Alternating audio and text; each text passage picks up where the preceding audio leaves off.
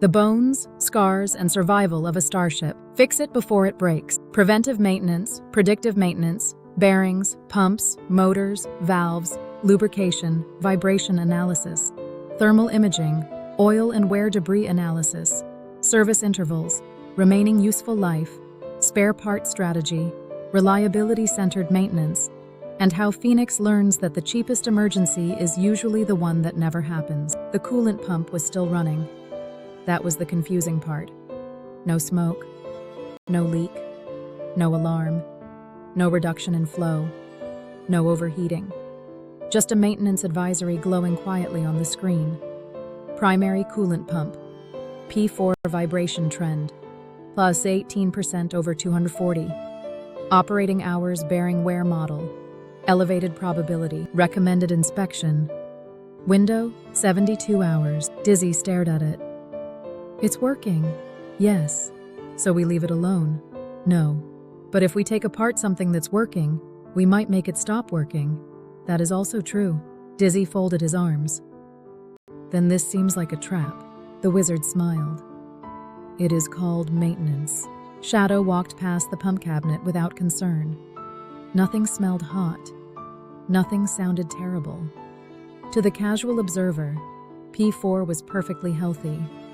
But Phoenix had been listening to it for thousands of hours. The wizard opened the Book 6 notebook and wrote, "Machines rarely send a letter saying, 'I will fail next Tuesday.' Then beneath it, they send clues." Chapter 22 began. Maintenance has 3 different personalities. The wizard drew 3 columns. Reactive maintenance, fix it after it breaks.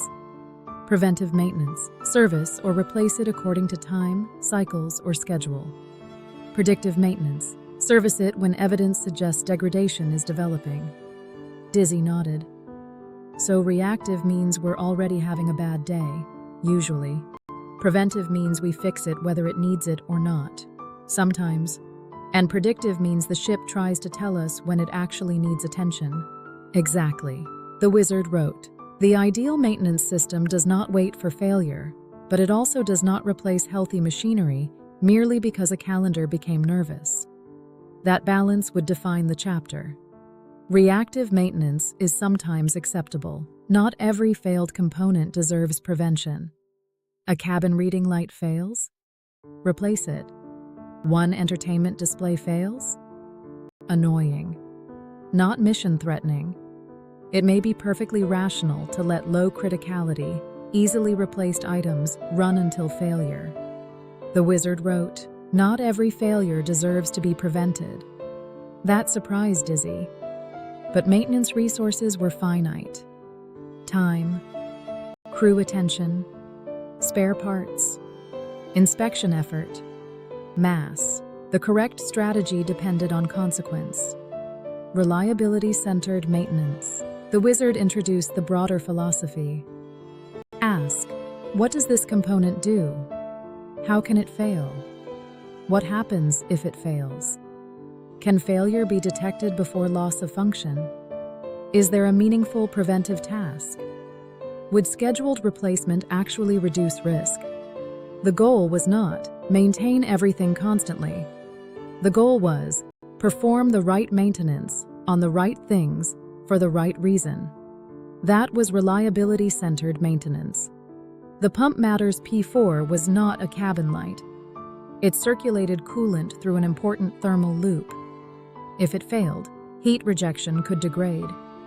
Electrical equipment might overheat. The reactor or propulsion system might be forced to reduce power. Backup pump could take over. But backup capability was not unlimited. P4 therefore had both redundancy and maintenance priority.